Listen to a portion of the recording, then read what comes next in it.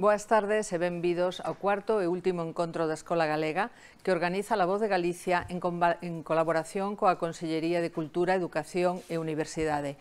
Eu son Sara Carreira, xornalista da Voz, e hoxe voulles falar de innovación. A innovación educativa ten moitas caras, pode ser metodolóxica da forma de aprender e para iso en Galicia existen os contratos programa de excelencia ou os plans proxecta que achegan o aprendizaxe basado en proxectos aos centros, pero tamén pode ser tecnolóxica e aí tamén temos en Galicia unha escola moi potente que é o Edisgal, o programa Edisgal do libro electrónico, ou a robótica, ou a asignatura de programación, ou a nova de inteligencia artificial. Tamén están os clubs de ciencia que son, xa o verán, fundamentais para o aprendizaxe dos rapaces. A innovación pode ser tamén un contacto co exterior, con a internacionalización. Novamente, Galicia é unha referencia no Estado español dentro dos programas, por exemplo, Erasmus. Pero tamén temos programas, por exemplo, Edu Exchange, que intercambian os rapaces de distintos países. Este ano é virtual, lóxicamente, o plurilingüismo. E, finalmente, hai unha parte da innovación moi importante que é a inclusión. Non se pode ter a todos os rapaces na escola e só traballar coa maioría deles. Entón, a innovación é un aspecto fundamental para incluir a todos os nenos, os que están por riba, os que están por baixo. E para iso hai o plan Recupera, a rede de acompañamento, ou mesmo o Sengal, o antigo Piteas. Bueno, pois de todo iso imos falar hoxe moi por encima, porque non temos moito tempo, e o imos facer nun colexio que é unha maravilla, o CEIP Ponte dos Brozos. O CEIP é un colexio de infantil e primaria, dos que hai, non sei, 600 en Galicia, un colexio estándar. Neste caso, Ponte dos Brozos está en Arteixo, é unha referencia estatal en cuestión de tecnoloxía, porque os nenos que estudan aquí, que son uns 1100, nada menos, pois aprenden programación, robótica, inteligencia artificial, bueno, de todo, xa o verán. Para falar de todas estas cousas da innovación, eu conto coa axuda de 4 persoas expertas no seu campo e voulles a presentar. En primeiro lugar, quero presentar a José Luís Mira, secretario xeral de Educación da Consellería, e, bueno, un home que ten a educación galega na cabeza. Eu penso que a española incluso, pero, bueno, boas tardes e benvido, José Luís, moitas grazas por estar aquí. Un placer. Vamos a ver, dende o punto de vista da Consellería, como ten que ser, falando de innovación, obviamente, como pensan que vai ser un colexio do ano 2030, que o ano 2030 faltan 8 anos para o ano 2030, que vai ser moi lonxe, pero é xa. Pois ten que ser bueno, boa tarde a todos, antes de nada, ten que ser un colexio pois moi distinto, queda moi pouco tempo para o 2030, é certo, pero ten que ser un colexio distinto, ten que ser un colexio aberto, donde cada vez haxa menos paredes físicas, en donde os alumnos estén seguramente con máis de un profesor, en donde os alumnos teñan mobilidade, poidan ser atendidos, como digo, por varios profesores, porque esa idea de ter un neno sentado, unha nena sentados durante 6-7 horas co mesmo profesor durante moito tempo, creo que é algo que hai que superar, polo tanto, moi distinto. Nese sentido, a Consellería está traballando xa, pois con varias estrategias de arquitectura pedagóxica, de linguas, de inclusión, etc., para facer unha transición a esos centros que son de presente xa, pero que temos que evolucionar para que sexan centros definitivos. Como digo, centros en donde a inclusión é a clave, non podemos deixar a ningún alumno pois a súa sorte. Ten que estar apoiado polos profesores, porque en realidad é o profesor, o docente, o que ten que estar pendente das circunstancias de cada quen para conseguir de cada alumno as mellores capacidades. E iso é o cambio na educación, lóxicamente apoiado por unha situación de digitalización que non é de futuro, é de presente, por suposto, con unha formación do profesorado que ten que, obviamente, un pack completo, pero que ten que ser un cambio moi significativo. Supoño eu que para a Consellería un exemplo do que se quere facer pois é precisamente este colexio, Ponte dos Brozos.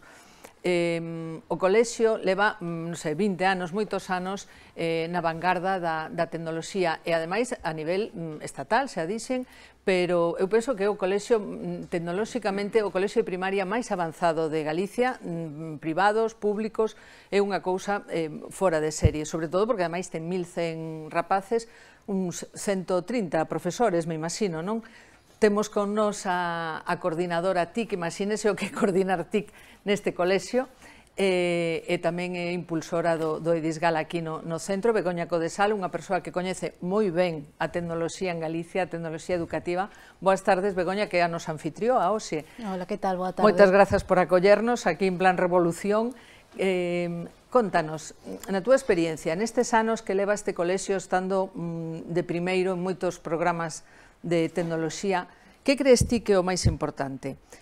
Contar con todos os profesores, movilizalos, conseguir que todos os nenos de algún xeito toquen a parte da innovación tecnolóxica ou ao mellor conseguir que estean ano tras ano eses programas en marcha. Que crees ti que é?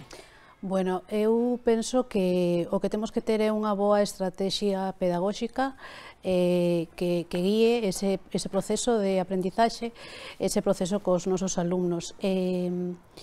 É complicadísimo que todos os profesores, antes falaches de 130, ao final somos 80 e pico profesores no CEI Ponte dos Brozos, é complicadísimo que todos, todas estemos ao 100% pois na vanguarda, non? Entonces, o que é moi importante é que haxa un motor, un grupo de profesores motores que tiren para adiante e que se formen e que esa formación poida servir de forma piramidal para formar aos seus compañeiros. Tampouco ten por que ser unha formación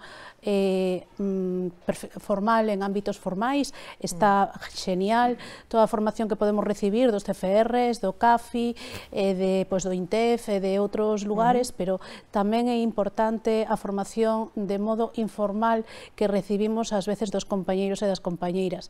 En calquer momento nos podemos reunir nun café, en calquer momento nun pasillo, podemos aprender estrategias, podemos aprender aplicacións duns e outros para poder leválas á aula.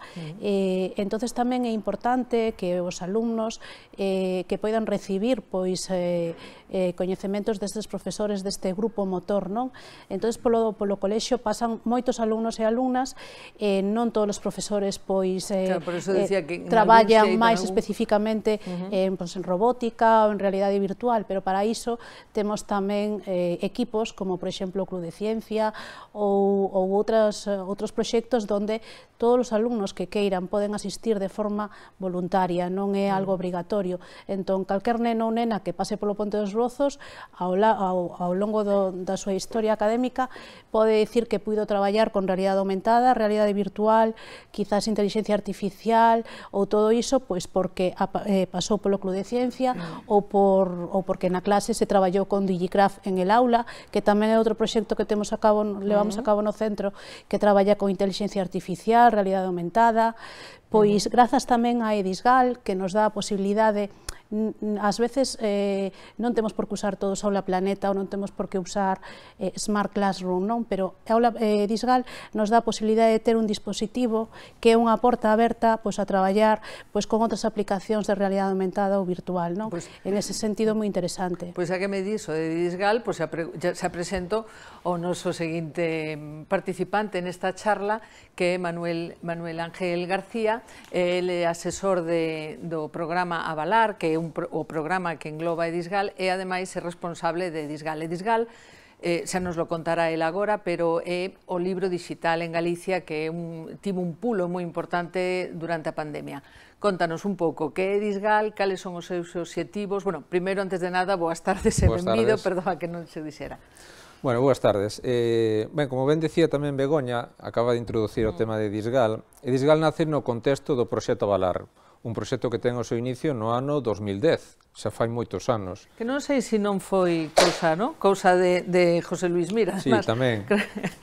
E en 10 anos a tecnoloxía avanzou moitísimo. Entonces, xa naceu con esa idea de implementar as novas tecnoloxías na educación para mellorar o sistema educativo, e EDISGAL nace no ano 2014, en este contexto, para dar un salto cualitativo e cuantitativo. Todo proxecto digital ten 4 eixos fundamentais. Un deles é a infraestructura. Todos os centros contan ca súa infraestructura de conexión, a internet cada vez o ancho de banda va mellorando, daquel ano 2010 a mellor había unha DSL de 2 megas, ora xa chegamos ao gigahercio, tamén o tema dos carros de carga, así como o equipamento do alumnado, moito mellor daquel ano 2010, tamén o equipamento do profesorado, tamén as pizarras, cañóns, etc. Todo eso é un piar fundamental. Un segundo eixo no que xira o proxecto digital é o tema dos contidos educativos. Naquel ano 2010, a referencia era o repositorio de contidos a valar, hoxe existen as editoriais dentro do proxecto DISGAL, existen ferramentas para poder crear contidos propios, etc. Por lo tanto, aí douse un salto cualitativo e cuantitativo moi grande. Un terceiro eixo fundamental é o tema do fomento da cultura digital. É dicir, a sociedade evolucionou nos últimos anos. Vamos, no último mes, nos últimos meses. E, desde un punto de vista tecnolóxico, moito máis. Sí. É dicir, se preguntamos a un alumno dos nosos centros educativos se algunha vez empregou unha cabina de teléfonos, seguramente nos dirán que non, incluído os de segundo de bacharelato. Ou, se teñen un teléfono móvil, se é smartphone ou é dos aqueles antigos que duraban a batería unha semana. É dicir, todo eso evolucionou moitísimo. A educación non pode manterse alleo, e a educación galega tampouco. E por eso ese fomento como tercer eixe fundamental do tema do libro digital. E o cuarto sería o tema da integración e participación de toda a comunidade educativa, das familias, do profesorado, do alumnado. De feito, desde o punto de vista das familias, mellorouse moito a comunicación, e sobre todo tamén a raíz da pandemia se empregou moito unha aplicación que teñen as familias que é a aplicación Avalar Móvil, que actualmente xa son máis de 325.000 as persoas que están suscritas a estas notificacións, e o que favorece ese intercambio de comunicación co profesorado. E todo isto é unha colaboración da Antega ca Consellería de Educación, en todo o tema da xestión da infraestructura. Claro, pero para a xente que non saiba de que estamos a falar cando falamos de DISGAL, o que eu quería un pouco era unha cuestión moito máis fácil de explicar no sentido de é o reparto de ordenadores portátiles aos rapaces de quinto de primaria hasta cuarto da ESO. Correcto. Se están no programa DISGAL, que poden estar ou non, cantos centros hai? 500? Cantos hai? Hai 546 centros actualmente en DISGAL. Vale, en Galicia hai 1.400 centros, entre privados e públicos 1.100, pois privados o resto, 500 e pico, bueno, pois un de cada 3 coles está en DISGAL. Os rapaces de quinto de primaria ata cuarto de ESO, 6 anos moi importantes, porque son os anos da adolescencia, os anos do contacto co entorno, bueno, pois desbotan os libros en papel e teñen un sistema de ordenadores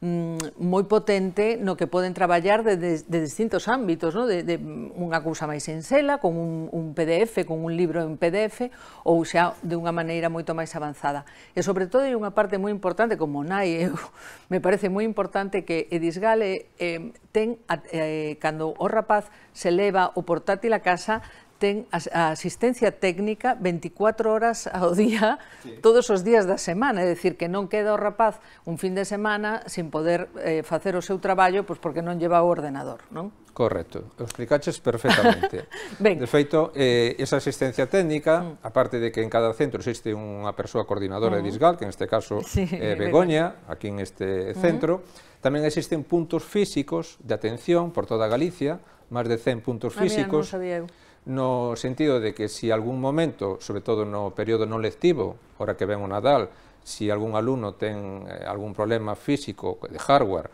co equipo, pois pode leválo a un punto físico e lle dan outro, mentras lle reparan ese, de tal forma que estarían, o que comentabas ti, solventada calquer tipo de incidencia no menor tempo posible. Claro, é unha maravilla, onde hai que firmar, non? Ese tipo de cousas. E cal é o obxectivo en concreto de DISGAL? Que se busca? Porque, vale, temos esa infraestructura, pero para que? Bueno, toda esa infraestructura está pensada para mellorar a calidade do ensino. É dicir, antes os libros eran en papel, sabemos a limitación que ten o papel, e hoxe, pois, actuamos e vemos a través do smartphone, da tablet, etc., facemos moitas máis cousas. Imaginemos o que pode facer un alumno, un docente, con todo ese recurso multimedia. Non soamente visualización de contidos, o que é o texto, senón todo o tema de galería de imaxes, de vídeos, actividades interactivas, etc. É o que supón de satisfacción tamén para o alumnado facer todas esas actividades e que teña un feedback de todo o que está facendo en tempo real. Por lo tanto, todo eso mellora a adquisición de coñecementos e tamén unha competencia digital que vai adquirindo conforme vai avanzando na súa etapa escolar. Neste caso, a innovación tecnolóxica conleva tamén unha innovación na metodoloxía, na forma de aprender, do aprendizaxe. Pois outro dos aspectos que imos tratar hoxe é a internacionalización. Cada vez que falo eu da Escola Galega parece que sempre estou, somos únicos, somos os primeiros, somos o que máis, pero es que certamente no Erasmus a Escola Galega é unha referencia estatal, entón non podo decir que non o sexa. E hoxe temos con nós a directora dun colexio que dentro de Galicia é asimismo unha referencia. Ela é Gemma Castro. Hola Gemma, boas tardes. Ela é directora e orientadora e directora hoxe do CPI O Cruce en Cerceda, un centro de primaria, de infantil primaria e eso, como un colexio concertado que entran os rapaces con 3 anos e saen con 16, pero neste caso un colexio público. Eles teñen, estaba contándome antes da pandemia, chegaron a ter 11 proxectos Erasmus. Contanos un pouco, primeiro, que é un proxecto Erasmus e despois, que supón para ti, que crees ti que para os teus alumnos de Cerceda supón estar nese tipo de programas de internacionalización? Bueno, pois boas tardes a todos e todas e gracias por invitarme. Como decía, sí, o noso centro ten unha trayectoria en Erasmus iniciada pola antigua dirección, por Milagros Trigo, que foi a persoa que en realidade impulsou, eu creo que sí, en todo o que o proxecto Erasmus Plus é unha persoa referente, non só en Galicia, sino en España e, dende logo, en todos os países cos que colaboramos. Entón, ela creou esa filosofía, digamos, Erasmus no noso centro, que xa está un pouco, totalmente imbuída en todos os docentes dos que forma parte do centro, e nas familias e no alumnado. E o que falábamos antes, os proxectos Erasmus, Erasmus Plus, nos participamos nas claves K1 e K2. Non vamos a explicar o que é, non é o que é, pero dentro das dúas, unha sería máis para a formación do profesorado, intercambio de experiencias, igual que aquí en Galicia, a través, por exemplo, de Disgal e todas estas redes, os profesores intercambiamos experiencias en materiais. Isto sería o mismo, pero a nivel europeo. Entón, nós, a través de todos estes proxectos que temos contacto con moitas escolas, e non só escolas, sino outros tipos de organizacións, ONGs ou policías locais, etc., de outros países, que nos permite aprender das experiencias que eles están desenvolvendo. Claro, pero, por exemplo, dame un exemplo, dime algún traballo que estades a facer ou que te chamara a atención. Por exemplo, dos proxectos que temos, estamos en un proxecto que é sobre a escola do século XXI. Entón, falamos un pouco de todo isto. Investigamos sobre novas tecnoloxías, implementación das novas tecnoloxías na aula, novos métodos de aprendizaxe, etc. Rapaces de que curso? Pois estes están traballando dende primaria hasta eso, vale? Nos temos, claro, moita variedade, como dixeches, de alumnado. O que é o noso obxectivo é que todos os alumnos dende infantil ata eso pasen durante toda a súa escolarización, podan experimentar todas estas innovacións metodolóxicas que nos levamos a cabo, que non sempre son tecnolóxicas, porque hai innovacións que non son tecnolóxicas, pero é verdade que a tecnoloxía axúdanos moito en todos estes proxectos. Entón, claro, de aí pois temos realidade aumentada, o que decía Begoña, temos robótica, E o feito de que os teus rapaces dende Cerceda, non sei, con 10, 11, 12 anos, teñan amigos e compañeiros cos que traballen en Grecia, Estonia, en Inglaterra, que crees ti que lle supón a eses rapaces? O mellor, de entrada, o mellor unha idea de Europa que como nós temos a idea de España, non? Dende logo, sí, un coñecemento de Europa que nós, o mellor non temos noutras escolas. De feito, ano pasado tamén fomos embaixadores do Parlamento Europeo aquí no centro, entón aprenderon, porque o que sí que temos, o método de traballo no que desenvolve, que a maioría é un traballo por proxectos, porque de feito na primaria prácticamente prescindimos de libros de texto xa, entón este método de traballo por proxectos o que fai é que ademais traballen xente de distintas idades, o que nos parece algo moi enriquecedor, porque é unha forma tamén moi importante de atender a diversidade en todos os sentidos. Entón, hai nenos de infantil que están traballando con nenos de secundaria, incluso, ou nenos de primaria, e o profesorado igual. Entón, en realidad, son traballos xa transversais, de unhas etapas a outras. Que lle supón? Pois un coñecemento de Europa, supónlles un coñecemento de moitas técnicas e metodoloxías que non utilizábamos. E supónlles, eu creo, que unha aprendizaxe moito máis democrático, non? Porque hai unha intervención na aula del alumnado, unha decisión de en que escollen o mellor temas de traballo, escollen métodos de facer, escollen momentos, escollen sitios onde sentarse. Entón, quero dicir, é unha filosofía tamén moito máis democrática da aula, non? E o que decía antes José Luis, que é algo que tamén nos desexamos e nos falta, é espacios máis abertos, derrubar un pouco eses muros, porque nos temos o método, temos a tecnoloxía, temos un profesorado totalmente implicado en eses traballos e agora faltanos unha arquitectura que nos permita... O colexio é un colexio moi... E que, por exemplo, a nós e aos alumnos sí que nos permitiu esta conexión con outros centros aos que hemos viaxado, de ver si eses espacios xa da nova pedagogía onde estaban traballando.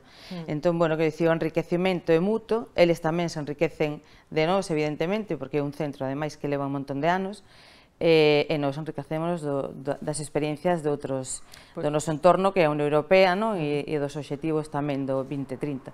Para que vexan o que se está a facer, pois eso, nun colexio de Arteixo, nun colexio de Cerceda, é dicir, en un colexio de calquer concello de Galicia, pois aparecen estas cousas.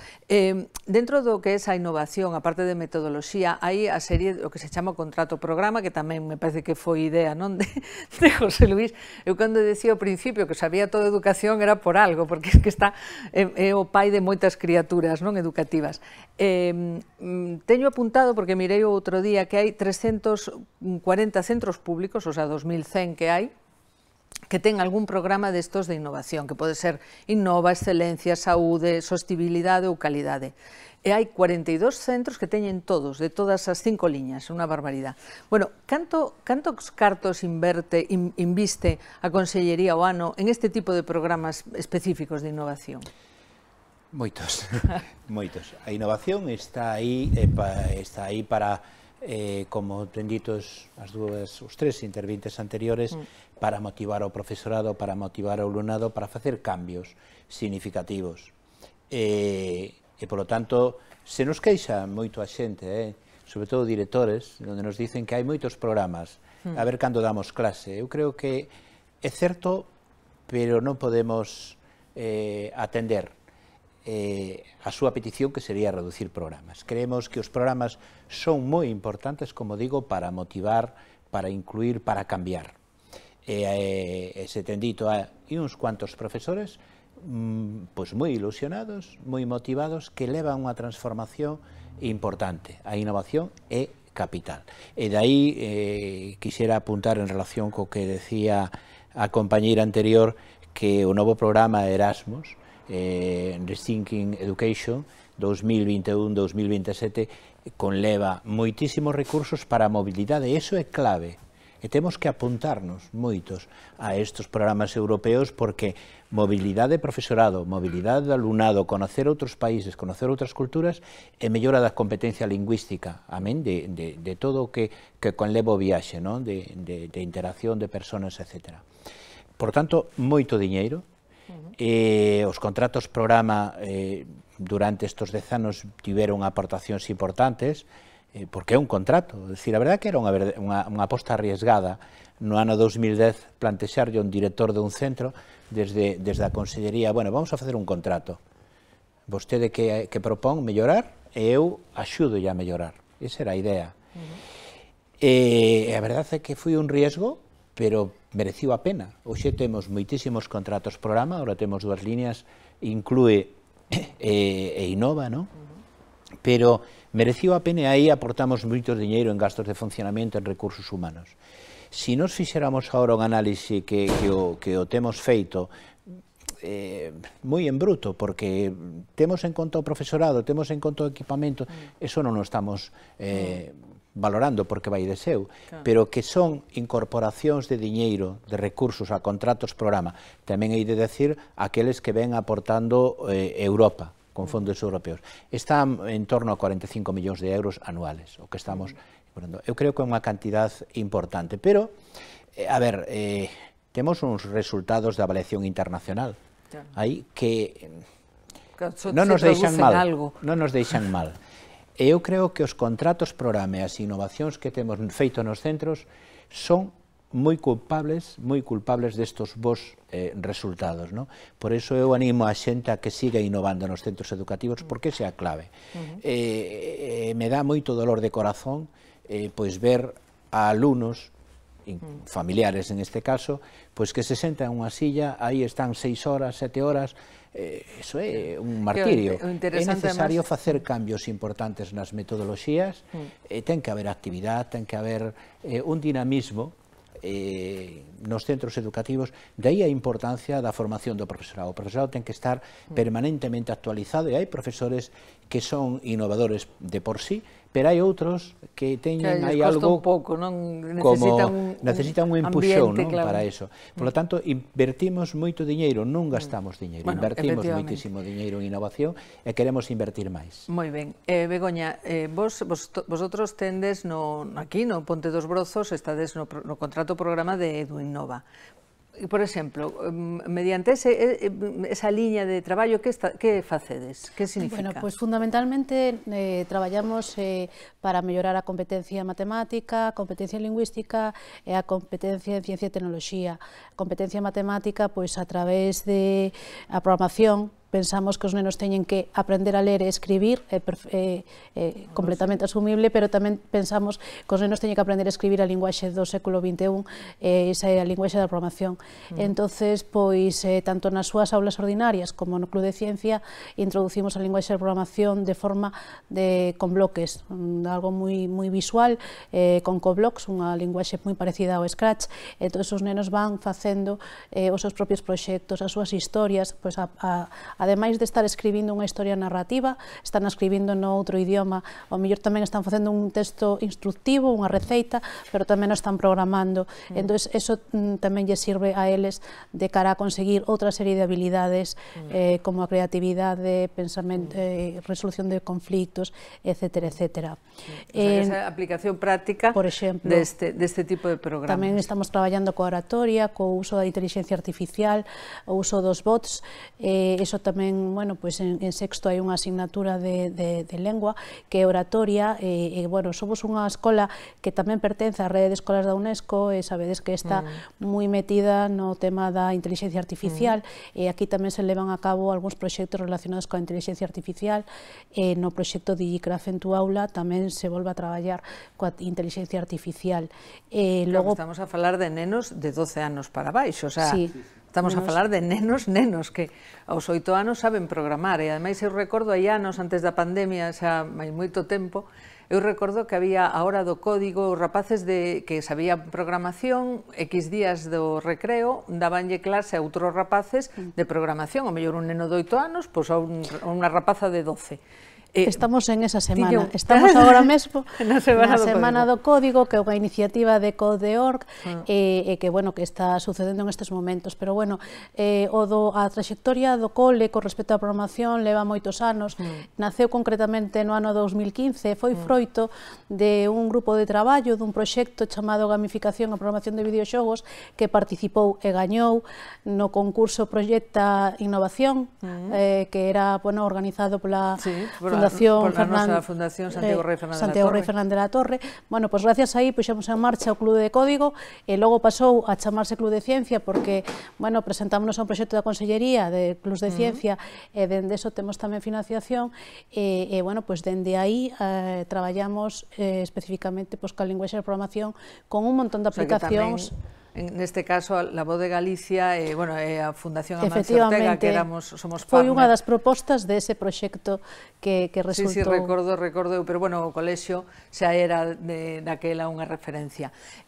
Por exemplo, dos programas, tanto dos Proxecta ou destes programas de innovación, hai colexios, por que hai colexios que non participan en ningún? O mellor é o tamaño,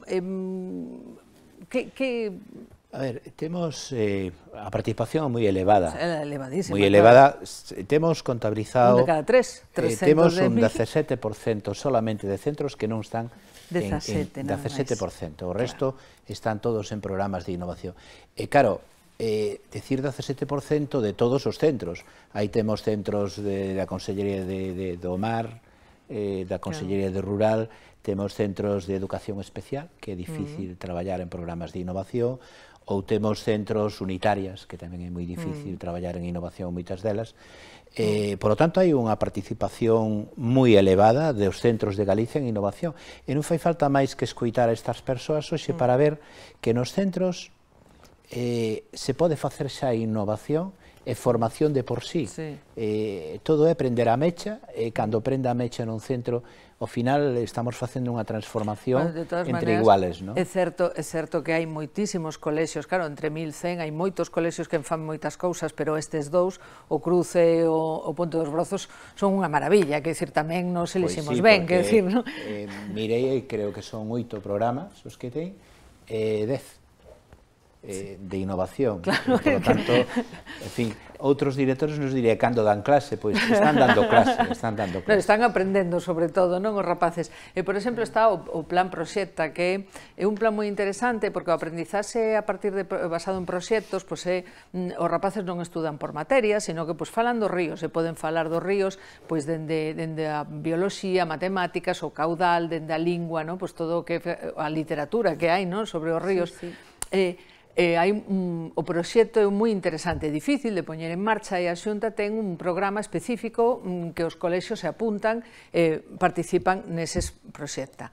E no CPI de O Cruce, bueno, pois eu teño apuntado que vosotros estáis no Meteoscolas para o control de meteoroloxía, o proxecto Ríos, Naturézate ou Cinema en Curso. 4 proxectos, cando menos. Este ano en eses 4 proxectos, sí. Claro, que lle supón? Moviliza moito? É un exemplo máis? Que supón para o centro estes programas? Bueno, eu creo que xa a intención de solicitar, o momento en que está solicitando provoca unha reflexión do profesorado, porque tens que preparar un proxecto para solicitar ese proxecto. Entón, nese proceso de reflexión, polo que vexo, observo aos meus compañeiros que o solicitan, van enganchándose uns cos outros, entón sempre hai unhas persoas máis dinámicas que propoñen, entón fan o desenvolvemento, ao final acaban enganchando moita xente, solicitan, e a verdade é que, claro, cumple totalmente a filosofía do noso centro, que é traballar por proxectos, entón ao final están traballando o que decías ti, xente de ciencias, de bioloxía, de física e química, de matemáticas, coa profesora de plástica, co profesor de música. Bueno, concretamente este ano, un dos profes, que é o profesor de biología, a profe de física tamén, que a que leva o Club de Ciencias, Ciencia no Cruce, que ten, bueno, animos a que consultedes no Instagram, porque é un clube de ciencia extraordinario.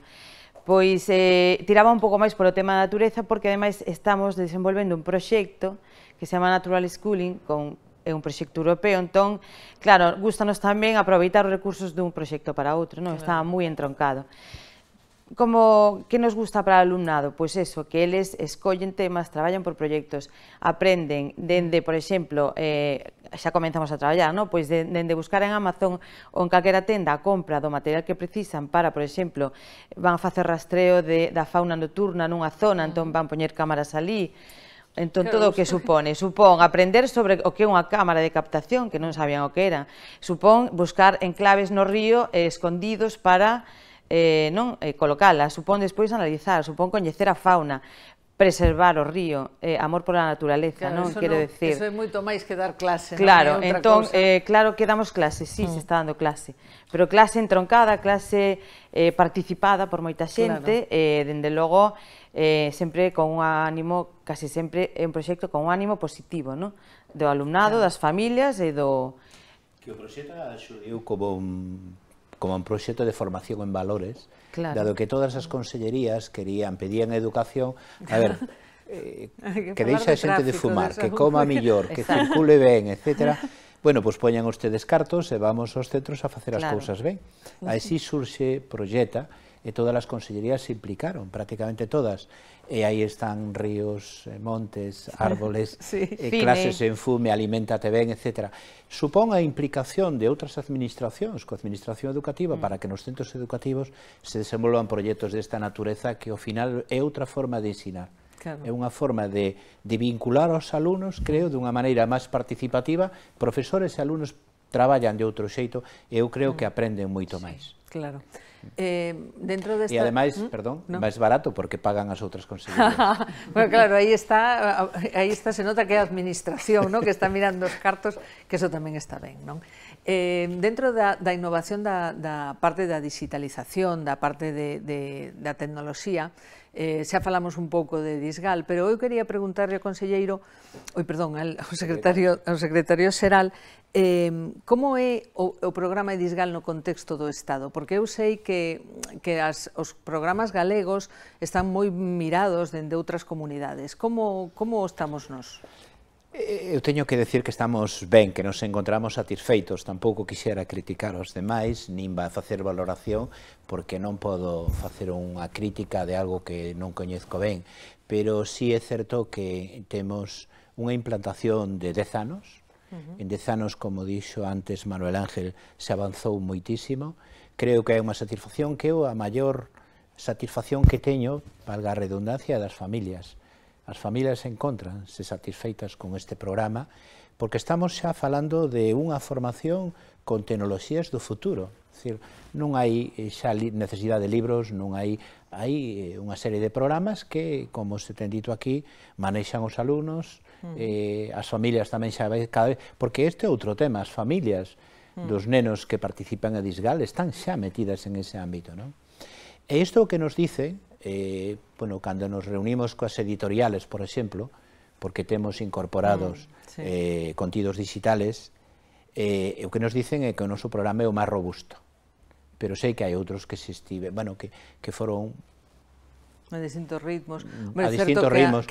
Sei que Canarias está o levando ben, pero hai outras comunidades que empezou con unha administración, veo outra administración e cambiou. O noso é eu creo que esta é unha gran ventaxa. Se implantou Disgal en principio como avalar, en unha cooperación con Antega, e iso se mantivo ao longo do tempo e se foi mellorando. Iso que nos leva a unha robustez do programa, pois hoxe con máis de 55.000 alumnos e 546 centros creo que temos agora. Precisamente, Manuel, contanos un exemplo de cousas moi chulas que se fagan en Disgal. A ver, o que máis te parezca máis novedoso. A ver, Disgal permite facer actividades interactivas moi vistosas para o alumnado. E hai que ter en conta que non é o mismo impartir clase a alumnos de quinto de primaria que a alumnos de cuarto da ESO. Por eso Disgal permite esa versatilidade a hora de elaborar ese tipo de contidos. Hai que ter en conta tamén que os contidos que hai, aparte dos contidos editoriais dos que falaba José Luis, tamén hai contidos propios elaborados polos propios docentes. Claro, porque creo que hai períodos de excedencia, como é un pouco eso de permisos, non? Como funciona para que ti fagas unidades? Sí, todos os cursos se ofertan unha serie de comisións para que o profesorado, licencias de estudio, para que o profesorado elabore os seus contidos e que os poña tamén a disposición da comunidade educativa. O sea, liberas a eses profesores do traballo da aula, siguen cobrando, siguen perfectamente traballando tal, e para facer unha unidade didáctica do que sexa, e despois a comparten feita para eles, para o que lles pode interesar, e a comparten co resto dos compañeiros, que tamén é un pouco que decía antes José Luis de axudar, de falar entre iguales, non? De axudarse entre eles. Correcto. E hai outra liña tamén de actuación de elaboración de contidos, que é un programa que é o proxecto DISIT,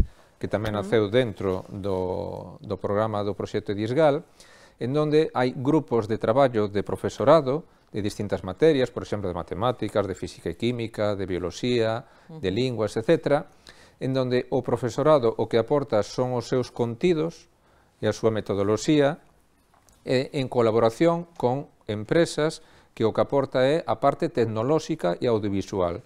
E a mezcla deses dous elementos son os que fan a levar a cabo uns recursos innovadores de contidos que non hai nada feito e que son innovadores no sentido de que é algo novidoso e son contidos feitos con profesorado galego e que poñen a disposición de toda a comunidade educativa. Por exemplo, un exemplo de que Pois un exemplo, por exemplo, un grupo de profes de bioloxía, pois para analizar o tema das mareas, do pH, etc., pois trasladáronse a unha zona de Ponteceso e desde aí, con tecnoloxía de 360, con vídeos, con unha especie de laboratorio virtual, etc., o alumno pode saber todo o tema das mareas, como influye no ecosistema, como influye tamén nos animales, etc. E non había nada feito deso. Entón, este grupo de profesores dixeron, por que non facemos algo e que se pode extrapolar a outros sistemas? E foi que se fixo e está a disposición de, bueno, pues de todo o profesorado. Da comunidade educativa, que maravilla. Bueno, ademais a tecnoloxía, ademais da parte de Disgal, que evidentemente é moi importante, é a máis importante posiblemente, temos outros programas, como son, a mí me gusta moito o Club de Ciencias, xa falamos aquí un pouco de Club de Ciencias, o de os espazos maker, que están moi agora moi en boga, porque en moitos centros hai un espazo, bueno, pois é para que os rapaces fuchiquen, fagan cousas aí con os robots, a súa programación, cada colexio, bueno, pois vai un pouco polos intereses que ten. Eu pregunto a José Luis Mira si neste campo dos clubes de ciencia e de formatos así, é dicir, un espazo aberto a todos os rapaces, porque o mellor o teu profesor de bioloxía é un profesor enrollado, pero mellor non, é un profesor máis clásico, que non lle gusta, entón, claro, o rapaz de terceiro A está metido en todas as salsas e o rapaz de terceiro B, pois non pode, non? Entón, estes espazos xerais, abertos a todos, como se potencia dentro da Consellería? Bueno, estamos con a Estrategia Digital 2030, que ten moita intencionalidade de cambio, non? Por iso digo que estamos facendo unha transformación apoiando na experiencia de todos estes 10 anos. Unha transformación do sistema educativo para atender as necesidades do futuro, que van pola vía da digitalización. Nesta estrategia contemplamos un espazo que queremos implantar en todos os centros, como no seu momento se implantou a aula de tecnoloxía. Queremos implantar ahora o que consideramos polos creativos, que é unha mezcla de todo o que temos hasta ahora, que serían Club de Ciencias, robótica para educación infantil, espacios maker, todo eso ten un espacio, que ten que ser un espacio grande, eso conleva, por tanto, a adaptación dos espacios nos centros, e vai a ter diferentes polos de creación, por iso dai polos creativos, en donde teremos a parte de comunicación, creación de vídeos, etcétera, teremos a parte de elaboración de materiales mecánicos, electromecánica, tenemos a parte de robótica, e, por lo tanto, serán diferentes espacios de creatividade para aprender facendo, e, por lo tanto, é evidente que aí temos que facer unha formación do profesorado, ese sería o primeiro paso a dar. Creo que temos persoas que poden axudar moitísimo a facelo. Daí tamén unha aposta que foi moi interesante e que eu estou tamén moi satisfeito dela, que é os plans de formación no propio centro, a formación entre iguales, que os centros solicitan facer a formación con un proxecto e eles pois buscan os profesores, ou se hai profesores no centro xa o fan. Bueno, pois isto ímolo a facer tamén cos espacios maker, e a nosa idea é comenzar pois a facelo canto antes. Os espacios maker, polo tanto, ten que ser un espacio de revolución tecnolóxica, pero de revolución metodolóxica. De traballo colaborativo de alumnos e profesores. E, polo tanto, aí é onde creemos que debemos xenerar ese núcleo de cambio metodolóxico para que os profesores, que non estén moi decididos, poidan aí desesperezarse, ou como queiramos decirlo, o que decías antes, que un alumno de terceiro A e un alumno de terceiro B non teñan situacións tan diferentes de forma innecesaria. Por eso será, creo que é unha oportunidade que o profesor de terceiro A, o profesor de terceiro B, o de terceiro B e o de H, que coincidan aí, que aprendan, que fagan cousas cos seus alumnos, e despois, utilizando Edisgal, que poidan aproveitalo na súa casa. Mesmo eu creo que habría que disminuir o tempo de dedicación á formación aí física e sentada cos alumnos para que teñan tempo para facer outras cousas, porque deste xeito eu creo que se aprende moito mellor, os contidos ao final acaban penetrando, sedimentando sobre algo que tú ves, que tú palpas, que tú faz, eu creo que iso é moito máis importante. Por lo tanto, estamos decididos a fazer eso, estamos ahora elaborando o plan digital nos centros, ou estades elaborando o plan digital, estades empezando, para eso creamos unha red digital GAL de 78 mentores, creemos que eso é a parte por onde deberíamos comenzar, saber o que ten cada centro, saber o profesorado que ten formando, que competencias ten, profesores que non ten competencias, para ver as competencias que debemos darlle aos profesores que nas ten, procurar equilibrar un pouco todo isto, a ser posible con formación entre iguales, cando teñamos todo eso definido, pois, por suposto, implantar estos espacios maker, e vamos a comenzar, a idea é comenzar precisamente por aqueles que agora forman parte da red digital GAL, porque son os que están traballando como mentores e poden axudarnos a ir moito máis rápido en este proceso. Estou pensando nun club de ciencias que a mí gustame moito, que é o de David Buján de Cambre, que é un instituto público e que os rapaces fan unha feria de ciencias fabulosa en Open Science, pero ademais es que eles son campeones de España, que non se di moito, porque fixeron o mellor minisatélite, a Axencia Espacial Europea fixe un concurso, o CANSAT, un satélite pequeno que os rapaces tenían que lanzar ao aire, despois ir medindo certo tipo de cousas, non? Entón, presentáronse non sei cantos proxectos en Galicia foron 11, ganaron os de David Buján, pero tamén ganaron a nivel español. Eso foron a competición europea, quedaron de sextos, que non era pouco, porque eran rapaces de instituto normal, había centros de FP, de formación profesional xa moito máis avanzados. É un pouco o exemplo do que pode ser un club de ciencias. Por exemplo, no teu caso, Begoña, que facedes no club de ciencias así? 4 cousas que facedes. Bueno, pois participamos, facemos proxectos relacionados, como dixen antes, coa realidade aumentada, coa realidade virtual, e, bueno, pois no cole tentamos que todos os alumnos que queiran que poidan participar e poidan asistir. Entonces tamén tratamos a inclusión e a sostenibilidade. E moitos dos nosos proxectos que levamos a cabo no Club de Ciencia pois tratan de visibilizar que sucedería se tratamos mal ao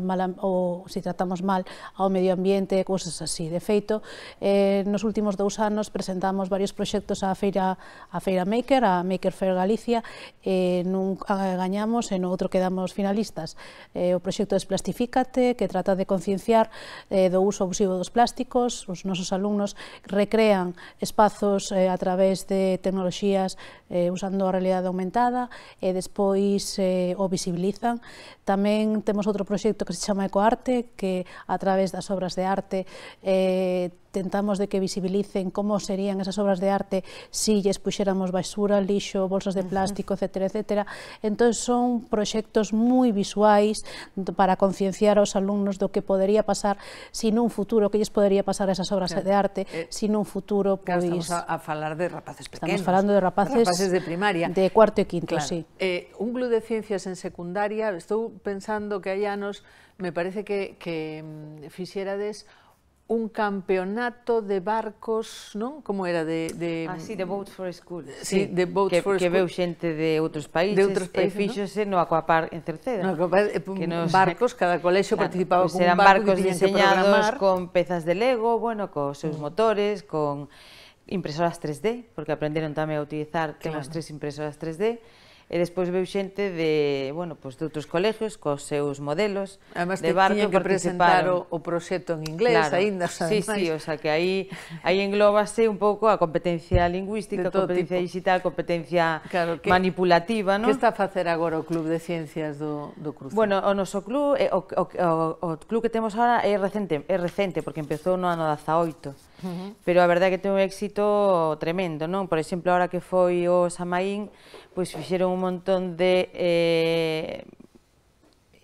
experimentos no patio con nenos desde infantil ata eso relacionados co Samaín, casi sempre ademais en relación co que decía Begoña, utilizando materiais que xa temos ao noso alcance, sin ter que comprar por exemplo, na sala de profes, que hai unha máquina de café, eses vasiños que utilizamos, eses os reciclan, están facendo pins para neveiras e todo, pois, a través dun proceso químico, que é onde aprenden no Clube de Ciencias, non?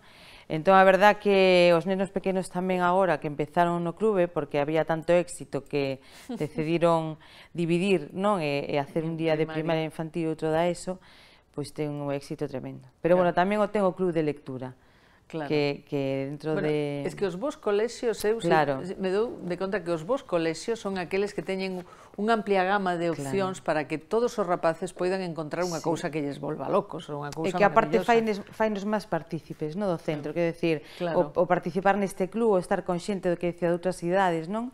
Esa conexión entre etapas fan que... Equipo, non? Totalmente, a emoción de formar máis parte do centro, non? Unha cultura de pertenencia, unha cultura...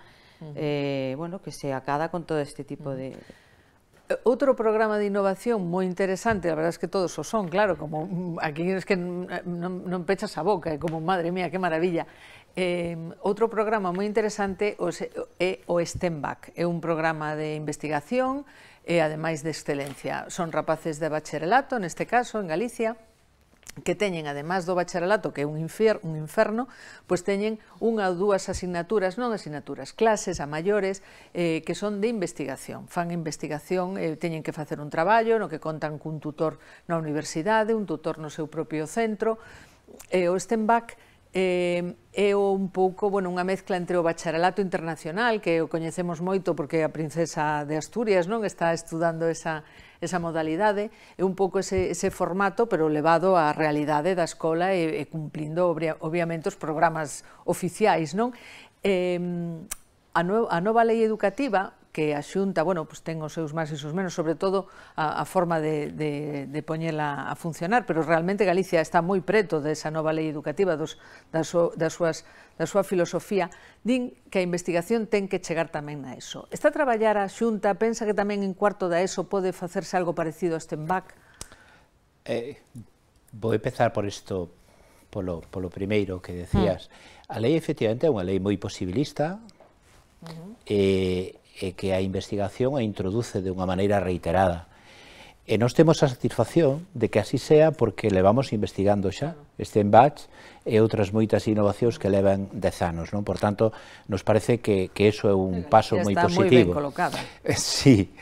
STEMBAC é unha experiencia maravillosa. A pena é non ter máis centros. Temos 34 centros, que o recordar, e, claro, supón un esforzo importante para os alumnos, para as súas familias, porque é impartir, ou, mellor dito, participar en experiencias fora do horario lectivo.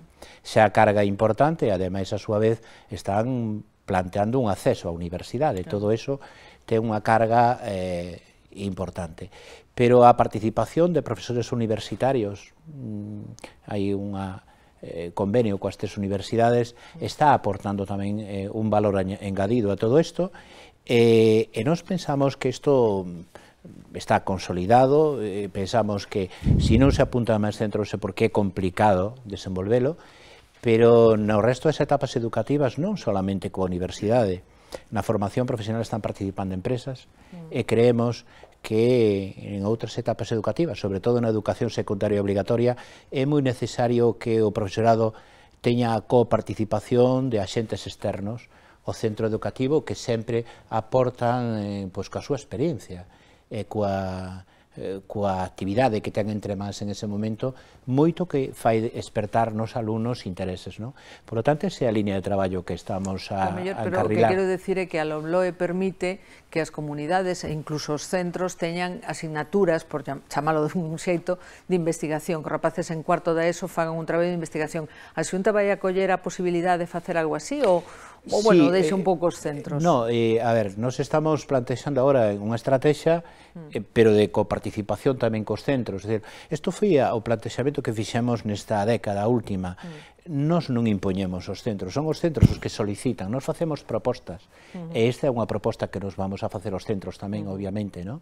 E xa estamos facendo, en formación profesional é algo que está avanzado, moi consolidado, diría eu, e ademais vamos a facelo, eu creo que temos que facelo dunha maneira organizada, e esa organización pasa porque o profesorado participe en un proceso de formación en innovación e investigación inicial, e para iso vamos a crear 2 centros que están xa a punto de sair, un que estará en Santiago, na Cidade de Cultura, que é CIEDIS, é un centro de investigación educativa e digital.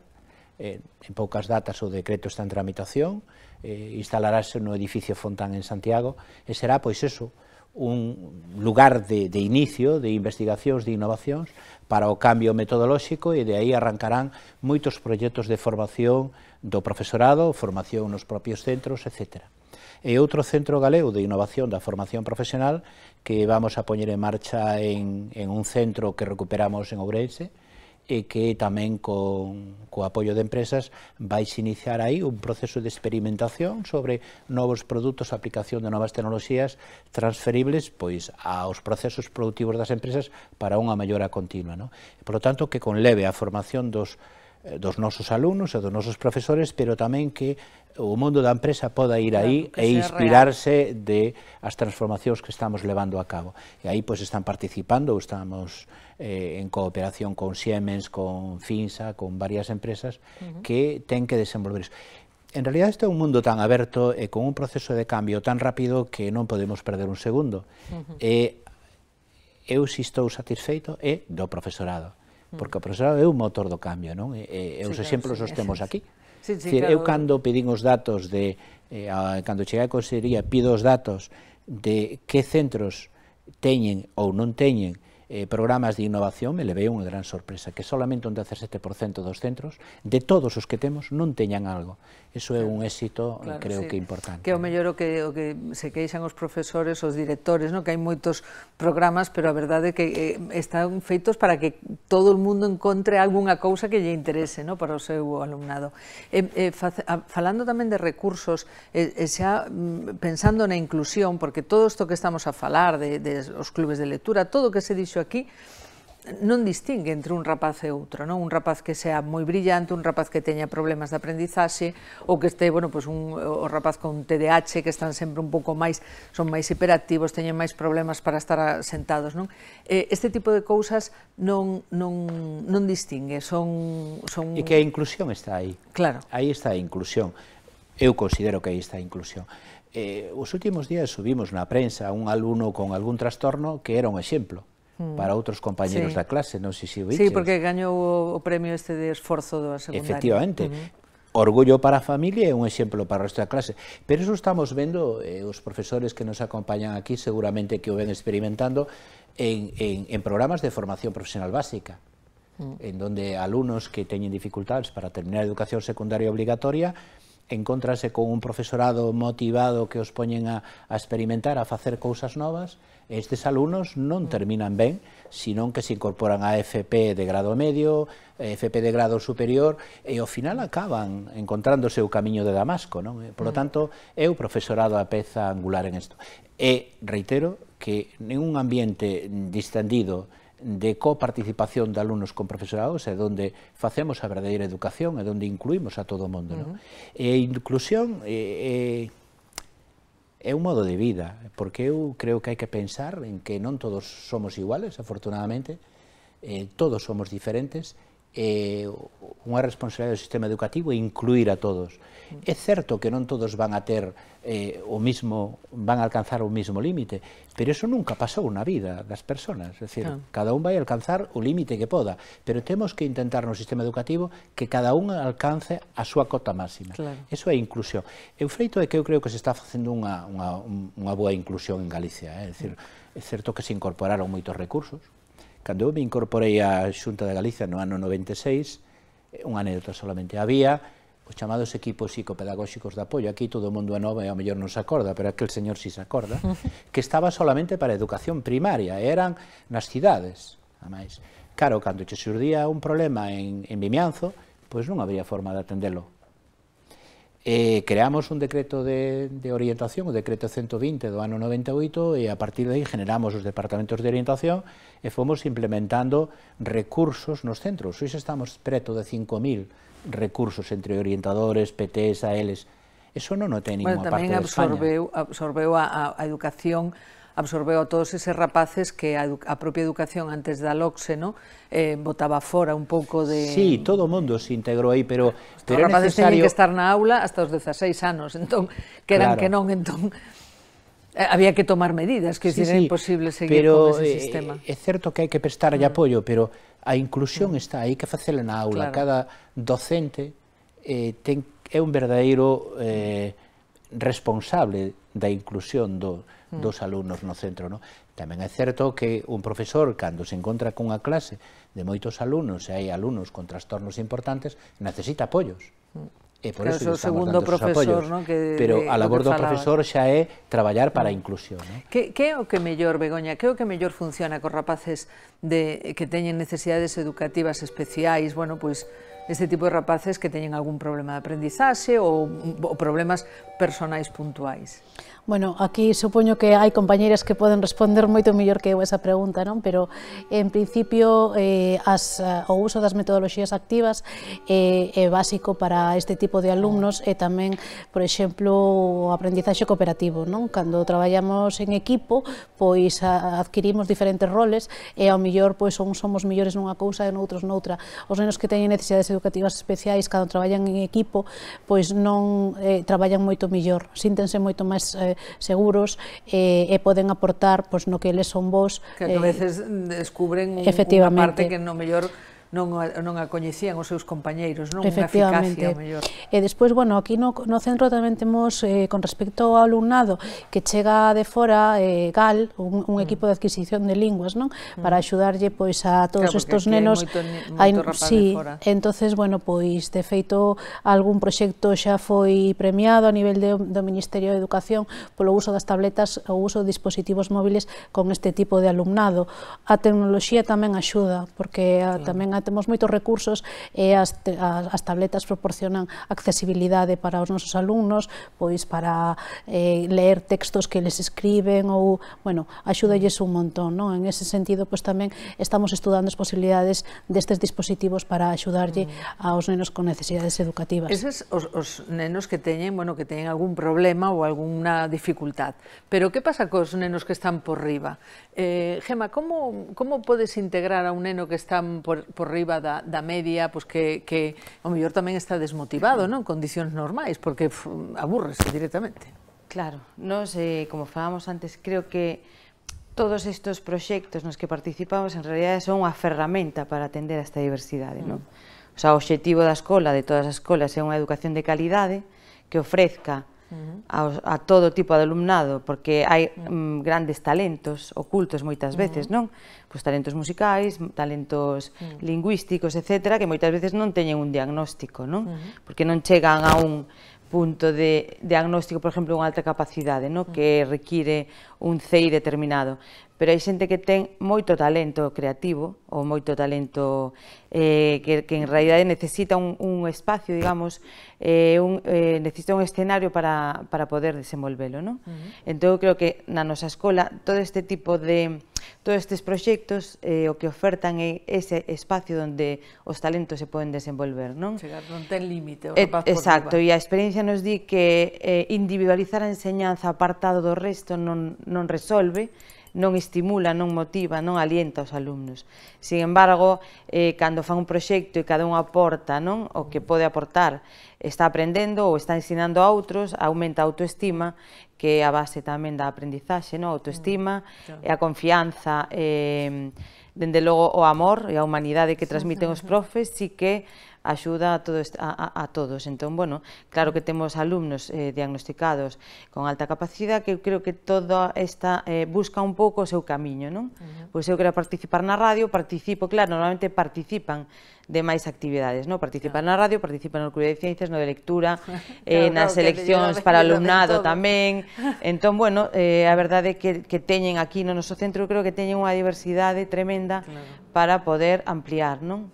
E aportar, porque tamén ese talento que eles aportan aos outros tamén é unha satisfacción para os alumnos. E Disgal, que aporta? Como consigue mellorar a inclusión? Pois, na liña que comentaba tamén José Luis, de que cada docente coñece ben os seus propios alumnos, aquí cada docente, así como non libra un papel, plano, é dicir, para todos igual, aquí o docente pode personalizar os contidos para cada alumno ou incluso para cada grupo de alumnos e asignarlle aos alumnos determinadas actividades dunha forma discrecional e a outros outra, no sentido de ben de reforzo ou de ampliación. E os contidos editoriais tamén teñen esa funcionalidade de poder editalos, de tal forma que o docente que considere pode coller os contidos editoriais da Aula Planeta, de Netes e tal, e incluso, exacto, editalos, melloralos no contexto propio de cada alumno, etc., e iso favorece a inclusión de... A individualización da aprendizaxe. Bueno, xa non temos máis tempo, de feito xa estamos fora de tempo.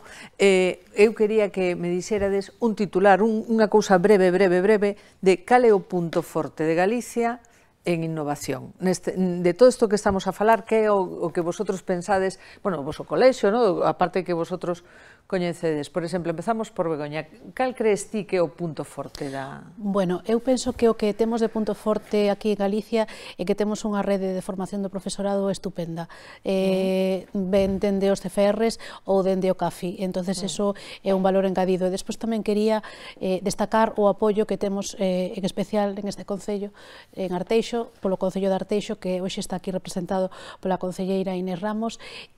Non quería marchar de aquí sin convidarvos, ahora que están tan de moda as series, para a seguinte temporada destas encontros, destas xuntanzas, a que coñezades o noso espacio creativo, o noso espacio maker que temos pendente de construir, que o Concello de Arteixo pois nos vai a financiar e vamos a crear unha aula, unha infraestructura aquí en directo. Así que convídovos para a segunda sesión que veñades. O Concello de Arteixo, que ademais ten moitos cartos, non ten moito problema, non? Pero non lle queda outra que poñer os cartos. E nos encantados de que así o faga. Moi ben, pois invitados quedamos e se podemos, claro que estaremos aí, al menos eu dende a voz. Contanos, Gema, cal é para ti o punto forte de Galicia? Mira, eu estou de acordo con Begoña na formación, a formación do profesorado, sobre todo esta formación que se realiza dentro dos centros, non? Na que inclúe os programas Proxecta, non deixa de ser tamén unha formación para o profesorado e as liñas de formación que temos no centro. En calquera caso, calquera de todos os proxectos de innovación que temos en Galicia, pareceme algo a destacar, non? En comparación con outras. Falando tamén da rede, por exemplo, da rede de orientación, non? Que eu como orientadora, que pertenezco á Asociación Nacional de Orientadores, comparando unhas comunidades con outras, sempre acabamos un pouco concluindo que a rede de orientación de Galicia é unha das millores. É mellor estructurada en educación. Temos problemas de todo tipo, pero en educación realmente estamos sempre bastante na parte alta. Sí, por eso. Manuel, contanos ti que crees ti que é a fortaleza de Galicia. A ver, en Galicia temos a sorte, porque todo isto que falamos da infraestructura, é dicir, está moi ben ter infraestructura, ter ferramentas, pero o punto forte eu destacaría nos docentes. Porque son os que, claro, son os que levan a cabo todo este proxecto, porque sin eles, por moita ferramenta, por moita infraestructura, por moito ancho de banda, que lle deas non fan se eles non o adaptan ao seu nivel, ao nivel do alumnado, etc., e o profesorado que fai é traballar para os seus alumnos, que é, en definitiva, do que se trata todo este proxecto, mellorar a calidade do alumnado. Bueno, rematamos xa con José Luis Mira, que a ver que outra cousa di que non é docencia. Eu necesitaría varias, eu creo que hai varios puntos fortes, non? Necesitaría varios elementos, pero coincido, a formación e a educación faise nos centros. E nos centros están os profesores, para min é o punto fuerte, primeiro, as direccións dos centros, eu non as podo esquecer porque eu creo que cando hai unha boa dirección, o centro tira, notase. Coincido tamén que a rede de formación do profesorado e o plan de formación do profesorado nos propios centros veo a axudar moitísimo, pero se tuvera que limitarme a unha sola cousa, diría igualdade, o punto forte da educación en Galicia é a igualdade de oportunidades. Sí, verdad, a nivel de equidade é moi alto, é un nivel nórdico. Bueno, porque estamos a ver, é dicir, estamos a falar aquí de dous exemplos claros de colexios que o mellor poderían pasar sen pena ni gloria e que están na vanguarda, non? E, bueno, non temos tempo para máis, xa rematamos. Deste xeito remata a serie de encontros, de 4 encontros sobre a Escola Galega que organizou La Voz de Galicia en colaboración coa Consellería de Cultura, Educación e Universidade, en nos que falamos de digitalización, porque parte do que falamos hoxe tamén se falou no primeiro encontro, falamos das bibliotecas escolares que son maravillosas e cambian completamente, estamos hoxe nunha e cambian completamente o devenir dun centro, falamos dos retos da FP que son moitos e moi importantes e terminamos hoxe falando de innovación. Non me queda máis que despedirme, darlles as grazas por estar aí e esperar que esta serie de encontros lles dé a oportunidade de coñecer un pouco máis do que se está a facer na educación en Galicia, que como ven é moito e moi bo. Así que boas tardes e, por suposto, felices festas.